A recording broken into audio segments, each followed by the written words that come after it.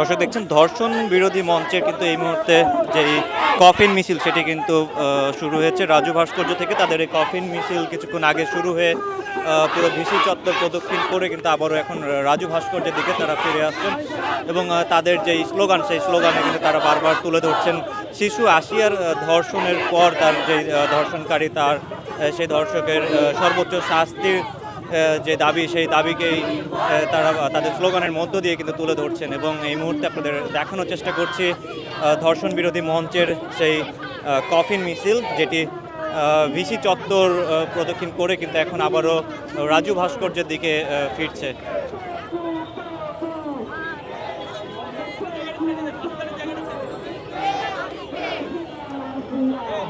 দর্শক দেখছেন এই মুহূর্তে কিন্তু ধর্ষণ বিরোধী যে মঞ্চ সেই ধর্ষণ বিরোধী মঞ্চের কফিন মিছিল কিন্তু ভিসি চত্বর হয়ে আবারও এখন রাজু ভাস্কর্যে আসছে এবং সেই কফিন মিছিল কিন্তু আপনাদের দেখানোর চেষ্টা করছি। রাজু ভাস্কর্যের দিকে তাদের এখন সেই কফিন মিছিল যাচ্ছে। সানবিট সব দিবে সামাল। সানবিট ম্যাজিক প্রেস ডিশওয়াশিং এর মাথা ঘোরানো সলিউশন।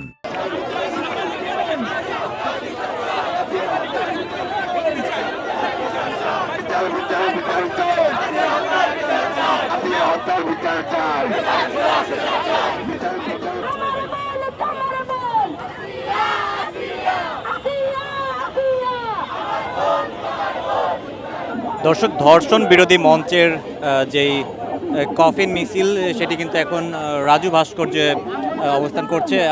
বরাবরের মতোই আপনাদের জানানোর চেষ্টা করি যে আজকে কিন্তু শিশু আশিয়া মারা যাবার পরে কিন্তু ধর্ষণ বিরোধী মঞ্চ থেকে তারা ঘোষণা দেন যে ইফতারের পরে তারা একটি গায়েবানা জানাজা অনুষ্ঠিত করবেন এবং সেটি কিন্তু তারা ইফতারের পরে সন্ধ্যা 7:30 ভিসি চত্বরে সেই গায়েবানা জানাজা তারা সম্পন্ন করেন এবং সেই গায়েবানা জানাজা সম্পন্নের পরেই ভিসি চত্বর থেকে তারা তাদের এই ধর্ষণ বিরোধী মঞ্চের পক্ষ থেকে কিন্তু এই আশিয়া হত্যার এবং আশিয়া হত্যার অর্থাৎ আশিয়ার ধর্ষণকারী যিনি তার যে সর্বোচ্চ শাস্তি সেটির দাবিতে তারা সেই কফিন মিছিল এখানে নিয়ে আসেন এবং সেই ভিসি চত্বরে তাদের গায়েবানা জানাজা সম্পন্নের পর তাদের সেই কফিন মিছিল ভিসি চত্বর থেকে শুরু হয়ে এখন রাজু ভাস্কর্যে এসে তারা তাদের বিভিন্ন স্লোগানের মধ্য দিয়ে ধর্ষণকারীর সর্বোচ্চ শাস্তির দাবি কিন্তু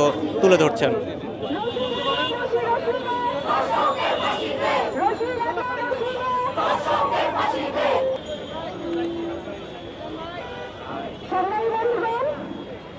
গত 6 মার্চ বৃহস্পতিবার 8 বছরের শিশু আশিয়াকে মাগুরায় বড় বোনের বাড়িতে বেড়াতে যাওয়ার পর বোনের শ্বশুর তাকে ধর্ষণ করে। সেখানে সাহায্যকারী হিসেবে আশিয়ার বোনের স্বামী, স্বামীর ভাই এবং স্বামীর মা সেখানে উপস্থিত ছিল।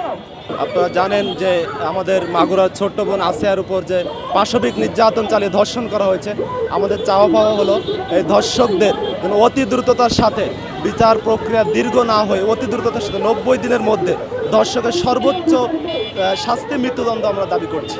দেখেন, আসিয়ার সাথে যেটা ঘটেছে এটা অত্যন্ত একটা মর্মান্তিক ঘটনা। আসিয়ার ডাক্তারদের যে বোর্ড মিটিং সেখানে আমি ছিলাম, সেখানে ডাক্তার তাকে যে রিসিভ করছে মতো ডাক্তার তার যে বর্ণনা ওর উপরে যে কতটা ভয়াবহ নির্যাতন হয়েছে ওটা আসলে বাসায় প্রকাশের যোগ্য না। এটা বাচ্চা মেয়ে, তার যৌনাঙ্গের ডেপথ খুবই ছোটো, সেখানে হচ্ছে বিলেট বা ইজাতে কিছু দিয়ে তার 5 সেন্টিমিটার মধ্যে গর্ত করে তার দর্শনের চেষ্টা করা হয়েছে। কতটা ব্রুটালি তার উপরে নির্যাতন করা হয়েছে আসলে কল্পনা করার যোগ্য না আর কি। তো এমন একটা চাক্ষুষ যেটা প্রমাণ রয়েছে, মামলাও হয়েছে, আসামিরও গ্রেফতার। আমরা সর্বসাধারণ শিক্ষার্থীরা সবাই চাচ্ছি এই মুহূর্তে যে অতি দ্রুত তার যে ন্যায্য বিচারটা সেটা এনশিওর করা হোক। কিন্তু আমরা শুনতে পাচ্ছি যে আইন উপদেষ্টা সে আবার বলেছে যে 7 দিন পর শুরু করতে হবে। কেন ভাই? যেখানে মামলা হয়েছে, আসামি গ্রেফতার, প্রমাণও আছে, সেখানে আবার 7 দিন কেন অপেক্ষা করতে হবে? আমার বোন আসিয়া সে দুনিয়া থেকে চলে গিয়েছে, অত তার যে দর্শক, তার যে হত্যাকারী, তার তো কোনোভাবেই অধিকার নাই 1 সেকেন্ডের বেশি সময় বেঁচে থাকার। সে এখন কীভাবে বেঁচে থাকে?